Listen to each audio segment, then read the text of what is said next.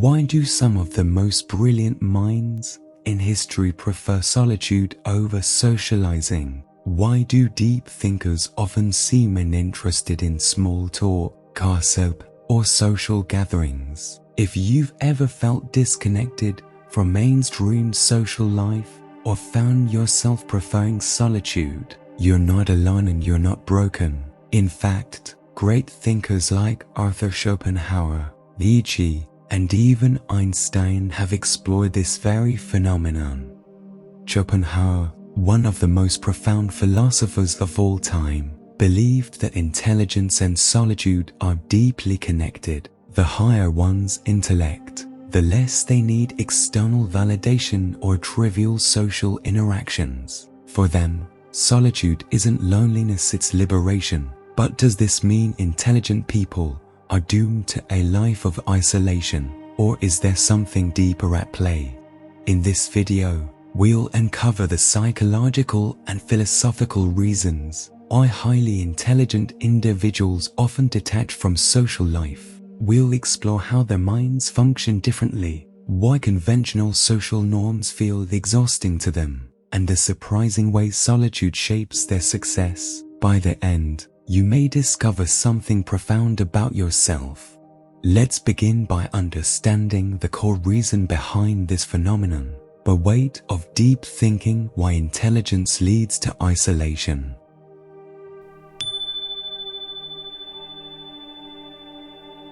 Imagine walking into a room full of people chatting about the latest celebrity drama or what they had for lunch. You try to engage, but your mind drifts, analyzing human nature, questioning the meaning of conversations, and wondering why people invest so much energy into trivial matters. Before long, you feel disconnected, as if you're in the wrong place. If this sounds familiar, it's not because you're antisocials, because deep thinking naturally leads to isolation.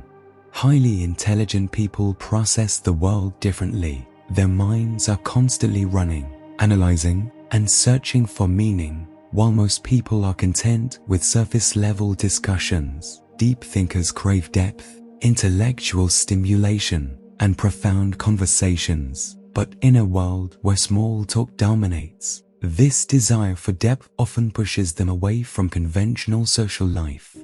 Think about the student who questions the entire education system while his classmates just want to pass exams, or the employee who wonders about the true purpose of corporate work while his colleagues are excited about Friday night plans. This mental depth makes ordinary interactions feel unfulfilling. Over time, highly intelligent people withdraw not because they dislike others, but because they struggle to find conversations that truly engage them.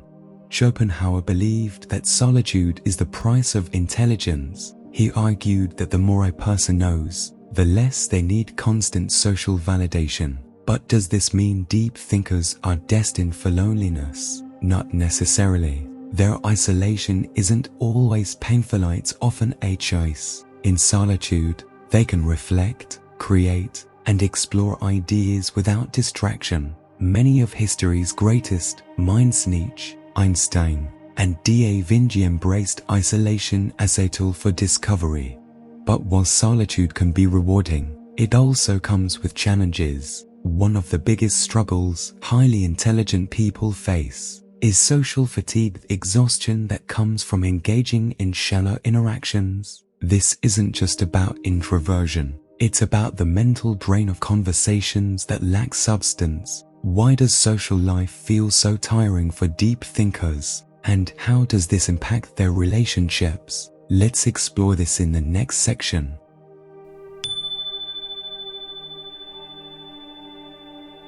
Have you ever felt completely drained after a social gathering? Even when nothing particularly exhausting happened, you might have smiled, nodded, and engaged in conversations, but by the end of it, you felt like your mental energy was completely depleted. This isn't just introversion, it's something deeper. For highly intelligent people, social fatigue isn't about shyness or a lack of social skills. It's about the constant mental filtering they have to do in everyday interactions. Most social conversations revolve around routine topics, whether gossip, weekend plans, but highly intelligent minds are wired differently. They crave depth, meaning, and intellectual stimulation. When conversations lack these elements, their minds disengage, leading to boredom, frustration, and exhaustion. Imagine being at a party where people talk about reality TV, but all you want to discuss is philosophy, science, or human psychology. The mismatch between what your brain needs and what social interactions provide leads to exhaustion. Social fatigue also comes from mental overstimulation. Intelligent people process information deeply, constantly analyzing what is being said, reading between the lines, and detecting underlying motivations. This heightened awareness makes even casual conversations feel mentally demanding. Where others can simply talk without much thought, deep thinkers are subconsciously dissecting every interaction, making socialization an energy-draining experience. Take, for example, an intelligent individual in a workplace setting. While their colleagues chat about office gossip, they find themselves questioning company ethics, leadership strategies, or the purpose of their work. They want to connect but struggle to find conversations that stimulate them. Over time, they may start avoiding social situations not because they dislike people, but because they don't see the value in conversations that feel forced or meaningless. This doesn't mean intelligent people dislike socializing altogether. When they find the right people, those who challenge their thinking, introduce new ideas, and engage in deep discussions, they can talk for hours without feeling tired. But such connections are rare, and the effort to find them can feel overwhelming. So, how do intelligent people cope with this? Many turn to solitude not as an escape, but as a necessity. This brings us to Schopenhauer's view on solitude and genius, where we explore why some of the most brilliant minds in history chose to distance themselves from society.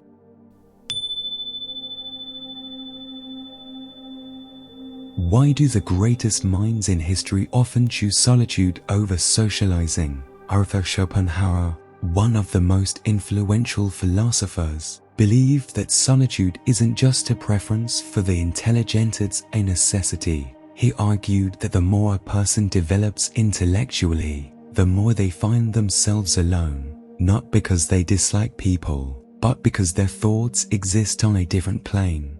Think about if have you ever felt disconnected in a crowded room. You might be physically present, but your mind is elsewhere, contemplating ideas that no one around you seems to care about. This is what Schopenhauer believed to be the natural state of a genius. According to him, ordinary minds find comfort in society, while extraordinary minds seek refuge in solitude.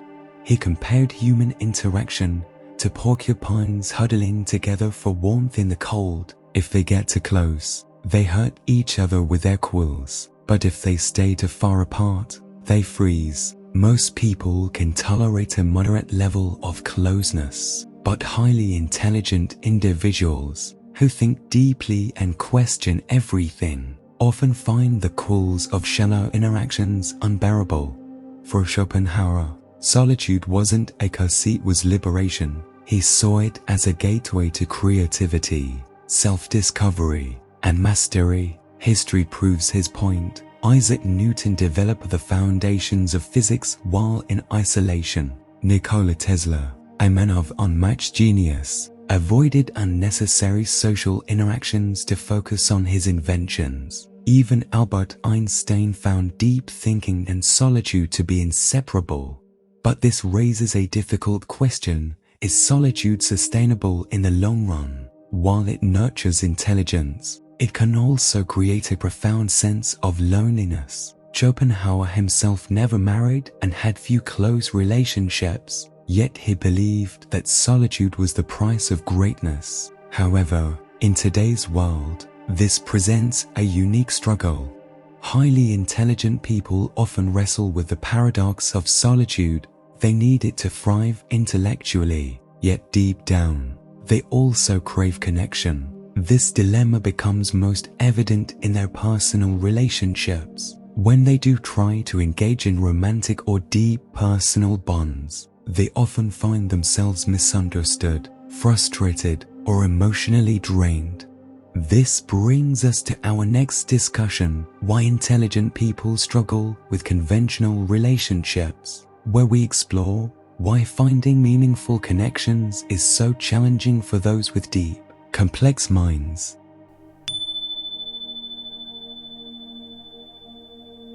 Have you ever felt completely alone, even when surrounded by people? Highly intelligent individuals often experience this on a deeper level, especially in relationships. It's not that they don't want companionship, it's that conventional relationships rarely fulfill them. Why? Because their way of thinking, processing emotions, and perceiving the world is fundamentally different from most people. Imagine a person who enjoys deep philosophical conversations, abstract ideas, and analyzing human behavior. Put them in a social setting where small talk dominates, while others may enjoy discussing the latest gossip, celebrity news, or weekend plans. The intelligent individual quickly feels detached. They crave depth, but society often operates on the surface. This constant mismatch creates frustration, leading many intelligent people to withdraw. In romantic relationships, this struggle intensifies. Highly intelligent people often feel misunderstood by their partners. Their tendency to overanalyze situations, think long-term, or question societal norms can make them seem emotionally distant or difficult to relate to. A partner who seeks simple, light-hearted interactions might interpret their depth as coldness or arrogance. Take the example of someone who values solitude and intellectual pursuits. They may choose time alone to read, create, or reflect, rather than constantly engaging in social outings or casual conversations. A conventional partner might see this as neglect or disinterest when, in reality, it's simply how an intelligent mind operates. Another challenge is emotional intensity. Intelligent people don't just experience emotions, they dissect them. They seek logical explanations for feelings, which can make them seem detached or robotic in relationships. However, when they do form a deep connection, it's often profound, all-encompassing, and difficult to replace. Furthermore, intelligent individuals have a strong sense of individuality. They don't conform easily, which can be intimidating in relationships. While many seek stability and predictability in a partner, intelligent people thrive on curiosity, growth, and exploration. If their partner prefers routine and comfort over intellectual stimulation, conflicts arise. So, does this mean intelligent people are doomed to loneliness? Not necessarily. It depends on how they perceive their solitude. Is it isolation, or is it a form of freedom? This leads us to our next discussion: does intelligence lead to loneliness or freedom? Here, we will explore whether intelligent people are truly alone, or if they've simply embraced a higher form of existence.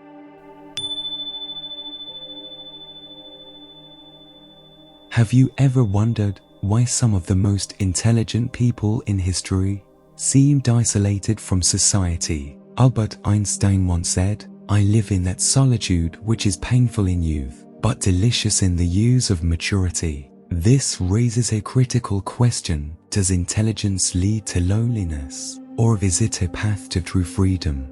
Many intelligent individuals experience loneliness, but not because they can't connect with others, it's because they see the world differently. Their minds are constantly processing complex thoughts, questioning societal norms, and analyzing human behavior at a deeper level.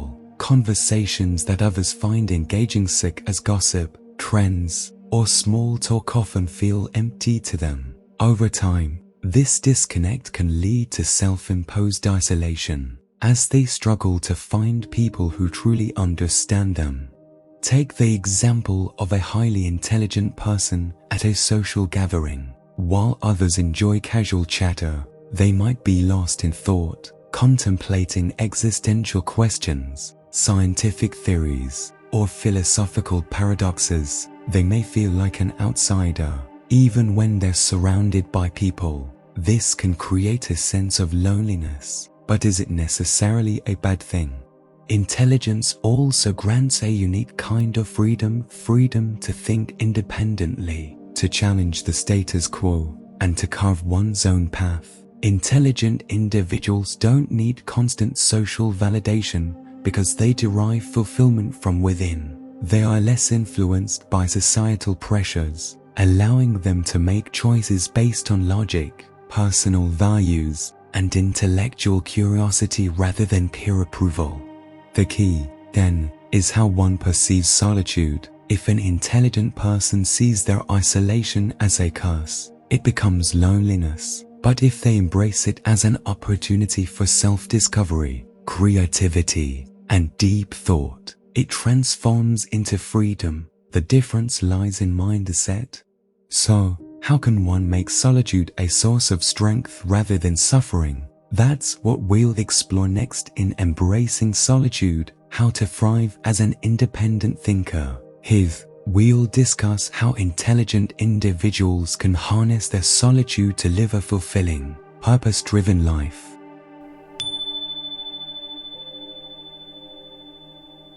Imagine walking into a crowded room, yet feeling completely alone. You hear conversations around you chatter about the latest trends, celebrity gossip, and surface-level small talk, but deep down, you crave something more, a meaningful discussion, an exchange of ideas, a moment of intellectual connection. If this scenario feels familiar, you may be an independent thinker, someone whose mind operates on a different frequency, making solitude not just a choice but a necessity. For many intelligent individuals, solitude is often misunderstood. Society equates socializing with happiness and isolation with sadness. But what if solitude isn't a prison, but a path to true freedom? Some of the greatest minds in history, Einstein, e.g., Schopenhauer, spent large portions of their lives alone, not because they were incapable of socializing, but because they realized that solitude allowed them to think, create, and grow without distractions. The challenge is not just being alone but thriving in it. To do this, one must shift their mindset, viewing solitude as an opportunity rather than a limitation. Instead of seeing it as a void, see it as a space for self-mastery. Some of the most profound personal growth happens in silence, away from the noise of the world. It is in these moments of stillness that clarity emerges, creativity flourishes, and one's true purpose reveals itself. Take, for instance, the difference between loneliness and solitude. Loneliness is feeling disconnected, wishing for external validation. Solitude, on the other hand, is a deliberate retreat, a conscious decision to spend time with one's thoughts, to reflect, to create, and to develop a deeper understanding of oneself. First, deep learning. Use solitude to expand your knowledge, whether through books, writing, or self-exploration. Second, creative expression, whether it's music, art, or innovation. Creativity flourishes in undistracted moments. Third, mindfulness and reflection. Self-awareness strengthens when distractions fade. Solitude allows for deep introspection, helping to clarify personal values and goals. And lastly, selective socialization. Instead of seeking constant company, focus on high-quality interactions with those who truly understand and inspire you. Many fear solitude because they believe it leads to isolation. But what if true wisdom, creativity, and self-discovery can only emerge in solitude? What if the path to greatness requires stepping away from the noise and learning to be alone with your thoughts? The real question is solitude the price of genius, or is it the reward?